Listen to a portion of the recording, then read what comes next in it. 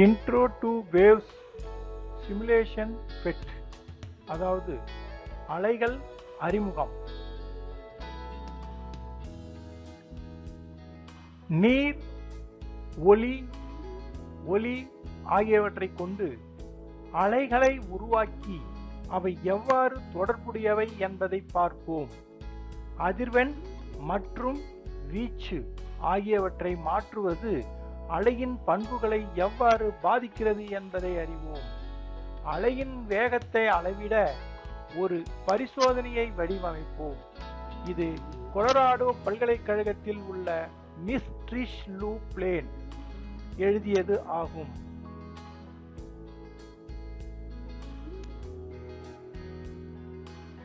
உருவகப்படுத்துதலை தொடங்குதல்.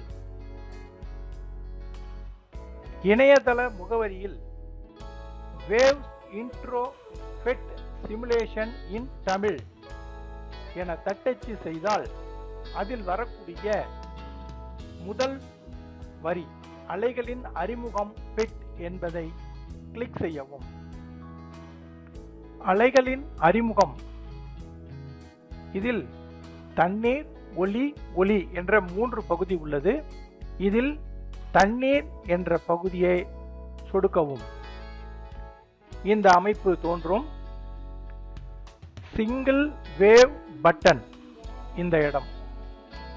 Select single or multiple wave. Single wave வேணுமா, multiple wave வேணுமா அப்படின்றத இந்த இடத்துல நம்ம பார்க்கலாம். டாப் வியூ வேணுமா, சைடு வியூ வேணுமா. அதுக்கடுத்து மெஷர் டிஸ்டன்ஸை அளக்கிறது. The slow motion function will help. Normal, இன்னொன்று ஸ்லோ. ஸ்டாப் பண்ணணும்னா இங்கே ஸ்டாப் பண்ணிக்கலாம், மறுபடியும் ப்ளே பண்ணிக்கலாம். அதுக்கடுத்து access full screen and screenshot facility, toggle sound on off. இங்கே இருக்க option. Sensor measure wave height at 2 point. இந்த 2 பாயிண்டினுடைய ஹைட்டை நம்ம அளக்கலாம். இங்க பாத்தீங்கன்னா சேஞ்ச் ஃப்ரீக்வன்சி அண்ட் ஆம்ப்ளிடியூட். இந்த இடம் maximum, minimum. Measure time taken with stop watch. So இந்த வசதிகள் இந்த டூல்ல இருக்கு. கொள்கலனில் நீர் நிரப்பப்படுவதை தொடங்க பச்சை நிற பொத்தானை சொடுக்குக.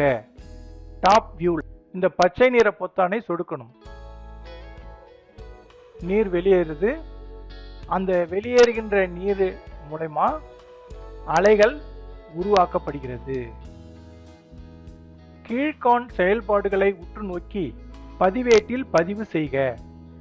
நீர் கொள்கலனில் விழும் பொழுது நீரின் மேற்பரப்பில் ஏற்படும் மாற்றத்தை பதிவு செய்க.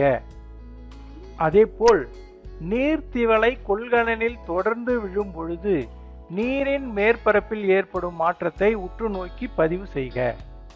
நீர் சொட்டும் பொழுது ஏற்படுகின்ற அலையை உற்று நோக்கி தொடர்ந்து இப்பொழுது நீர் திவளைகள் வரும் பொழுது ஏற்படுகின்ற அலை மாற்றத்தையும் பதிவு செய்ய வேண்டும்.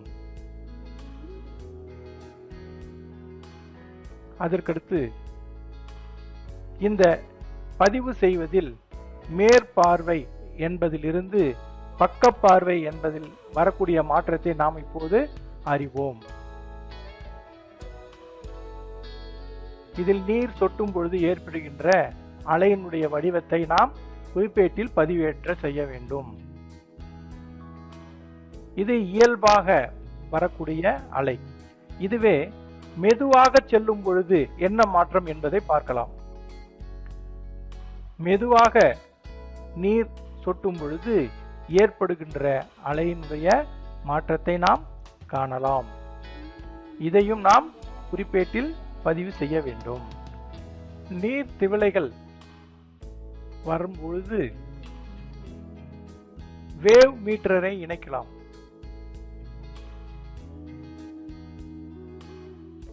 நீர் மட்டம், இது நேரம்.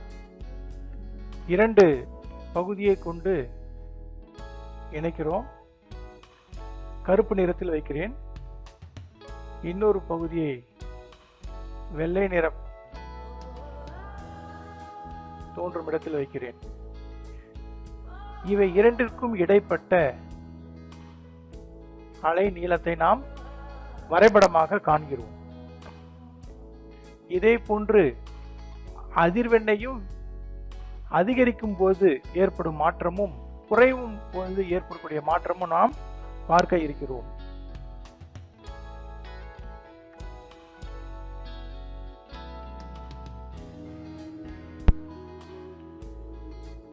இதே போன்று அதிர்வெண் அதிகமாக இருக்கும் பொழுது வீச்சு குறைவாக இருந்தால் ஏற்படக்கூடிய மாற்றமும் வீச்சு அதிகமாக இருந்தால் ஏற்படக்கூடிய மாற்றமும் நாம் இப்போது பார்க்க இருக்கிறோம்.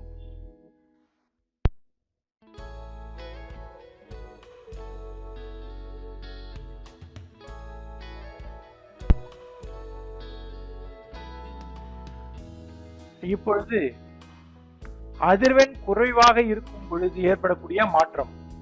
அதிர்வெண் குறைவு, வீச்சு அதிகம், ஏற்படக்கூடிய மாற்றத்தை நாம் அதிர்வெண் நார்மல், அதாவது இயல்பாகவும் வீச்சு இயல்பாகவும் இருக்கும் பொழுது ஏற்படக்கூடிய மாற்றத்தை நாம் இப்போது பார்க்கலாம். இது சாதாரண நிலை. ஒலி அலைகளை ஆராய்தல். வேவ்ஸ் இன்ட்ரோவுக்கு சென்று சவுண்ட் என்ற தெரிவை சொடுக்கவும்.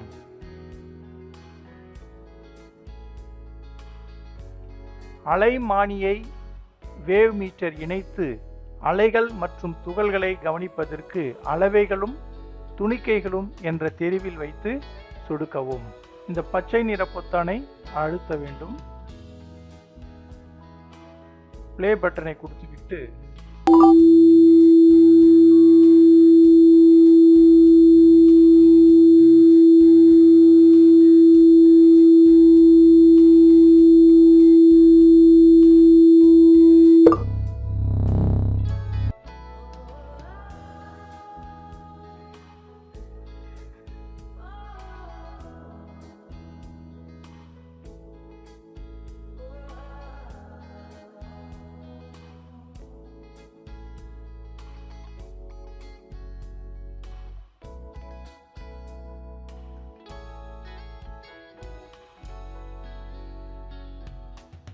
அலைகளின் அறிமுகத்தில் ஒலி பார்க்க போகிறோம். பச்சை நிற பொத்தானை சொடுக்கவும். இங்கு அதிர்வெண் என்பது நிறங்களை குறிக்கிறது.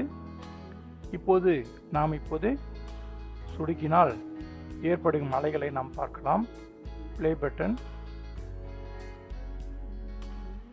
இதில் திரை என்பதை கிளிக் செய்ய வேண்டும். இதன் வரைபடத்தை நாம் பார்க்க வேண்டும் என்றால் வரைவு கொடுத்தீங்கன்னா நம்ம வரைபடத்தை பார்க்கலாம். அதிர்வெண் என்பது நிறத்தை சொன்ன நானே. இப்ப வேறொரு நிறத்தை நம்ம மாற்ற போறோம். இப்ப சிகப்பு நிறம். இதனுடைய ஒளி விளைவுகளை நம்ம பார்க்கிறோம்.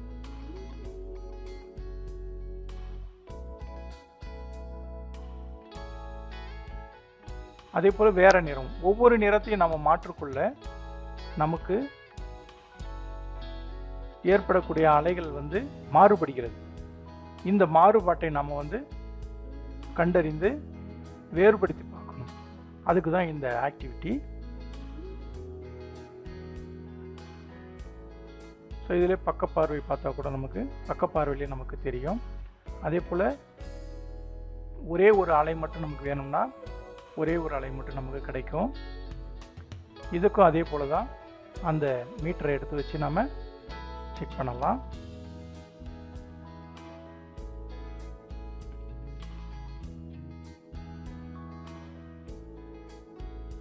வீச்சை மாற்றுவதன் மூலமாகவும் நமக்கு வேறுபாடு தெரியும் நல்லா. அதே போல வீச்சை குறைப்பதன் மூலம் நமக்கு தெரியும்.